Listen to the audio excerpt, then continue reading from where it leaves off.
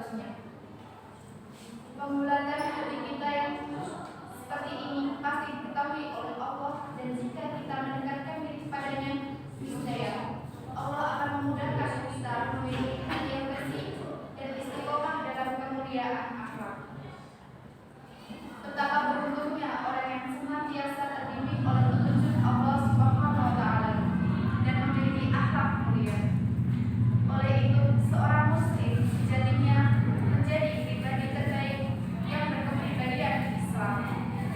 Kepribadian seorang muslim ini sejatinya dipengaruhi oleh dua hal: pokok pikirannya yang Islam dan juga pola sikap atau nafsiyah atau akhlaknya yang Islam. Keduanya ini tidak dapat dipisahkan, karena itu sesungguhnya saat seseorang telah memahami Islam seperti yang diajarkan Rasulullah SAW, tentunya akan menjadi pribadi muslim yang berakhlak terbaik. Tidak ada kaitannya nafsiyah atau akhlak ini dengan penampilan fisik seperti perhiasan, baju, dan sejenisnya. Akhlakul karimah tentunya adalah akhlak yang terpuji, seperti firman Allah dalam Al-Quran surat Al-Qalam ayat 4 yang berbunyi, "Sesungguhnya engkau Muhammad berada di atas bumi kekasih yang agung." Kita dapat menyimpulkan dari firman tersebut bahwa Nabi Muhammad adalah suri teladan yang baik bagi kita. Beliau memiliki akhlak karimah yang terpuji, yang selayaknya kita jadikan panutan dalam kehidupan kita. Dengan kita menjaga akhlak dan perbuatan kita, maka akan selalu mendekatkan kita kepada Allah. Dalam kehidupan sehari-hari, akhlakul karimah dapat digunakan sebagai tolak ukur dalam menentukan kehormatan seseorang. Mari coba kita pikirkan dan kita renungkan sejenak. Apabila tetangga kita ada yang memiliki tabiat suka mabuk-mabukan, berjudi, serta perilaku yang meresahkan masyarakat lainnya,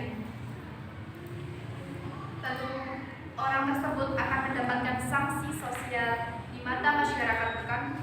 Tidak hanya itu, bisa jadi orang yang mengejeknya bahkan tidak ada yang mau peduli lagi. Contoh tersebut memberikan kita pelajaran bahwa jika ingin dihargai seseorang, maka kita harus menghargai diri sendiri dan menjaga akhlak kita. Ternyata tidak hanya itu, di dunia saja ada hukuman bagi yang melakukan perbuatan yang melanggar norma atau aturan yang ada. Di akhirat pun juga ada balasannya. Berdasarkan sabda Nabi Muhammad SAW yang diriwayatkan kepada Abu Daud yang berbunyi bahwa tidak ada yang lebih berat di timbangan amal daripada budi pekerti yang terpuji. Dari sini kita dapat mengetahui bahwa bukan dalam pergaulan atau di masyarakat saja, kepada orang tua pun kita harus berakhlak yang baik. Mari mulai sekarang kita tingkatkan iman dan takwa kita kepada Allah dengan menjaga akhlakul karimah kepada semua orang. Hadirin yang dimuliakan Allah, jika kita lihat pada era modern ini, hal yang paling mendasar yaitu pendidikan. Pendidikan moral amat dibutuhkan di kalangan pelajar sebagai generasi penerus bangsa. Etika dan moral selayaknya diterapkan sejak dini untuk membangun sumber daya manusia yang berakhlak mulia. Beberapa contoh yang tidak asing bagi kita, tidak sedikit para intelektual yang pintar namun tidak dibarengi dengan moral dan akhlak yang baik. Korupsi sudah tidak asing lagi dan menjadi rahasia umum di kalangan masyarakat. Tidak sedikit orang yang terkena kasus asusila di negara kita ini. Hal tersebut menjadi sebuah permasalahan yang muncul akibat kurang dibarengi dengan pendidikan moral yang baik ketika kita di bangku sekolah. Dalam hal ini, guru merupakan sosok yang dihadapkan mampu memberikan pengajaran, akhlak dan moral kepada muridnya dengan penuh kesabaran. Akhlak mulia merupakan sebuah kunci untuk terwujudnya kehidupan yang damai dan tenteram. Dalam sejarah kehidupan telah dibuktikan seorang pemimpin yang memiliki akhlak karimah dapat mewujudkan masyarakat yang damai dan sejahtera. Seorang pemimpin yang bobrok akhlaknya dapat dipastikan bahwa dalam kepemimpinannya ia akan menerapkan cara-cara yang dapat menimbulkan keributan serta kegaduhan di tengah-tengah masyarakat. Hal ini tentunya dapat digunakan sebagai pelajaran bahwa akhlak merupakan suatu hal yang teramat penting untuk dipergunakan sebagai fondasi dalam aspek. Saudaraku yang dirahmati Allah, setiap manusia berperilaku tertentu dalam memenuhi kebutuhan hidupnya. Demikian pula seorang muslim melakukan perilaku tertentu karena untuk memenuhi kebutuhan hidupnya.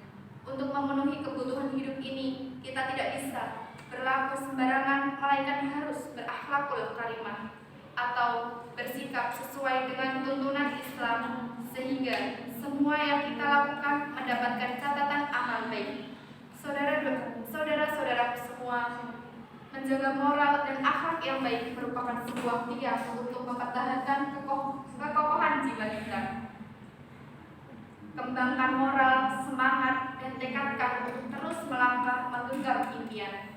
Gapailah kesuksesan untuk orang-orang di sekeliling kita yang begitu menaruh harapan besar terhadap diri kita masing-masing. Wujudkan segala apapun yang kita inginkan dengan segala apa yang kita miliki, salah satunya dengan akhlakul karimah sebagai mana yang telah dicontohkan oleh baginda Nabi Muhammad SAW. Ingat, akhlak yang sesuai tuntunan Islam hanya bisa dilakukan jika kita memiliki pemahaman Islam yang baik. Pola pikir Islam berdasarkan Al-Quran, Sunnah, Ijma, dan Qiyas sahabat harus selalu kita ingat sehingga kita melakukan hal-hal yang dilarang agama.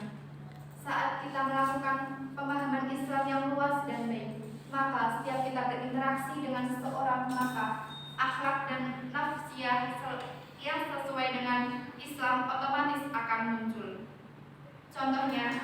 Contoh mudahnya adalah saat kita harus berinteraksi dengan kawan berlawan jenis, baik di kantor atau di tempat kuliah. Sebagai seorang muslim, kita harus selalu mengedepankan akhlakul karimah sehingga menjaga diri dari pergaulan bebas.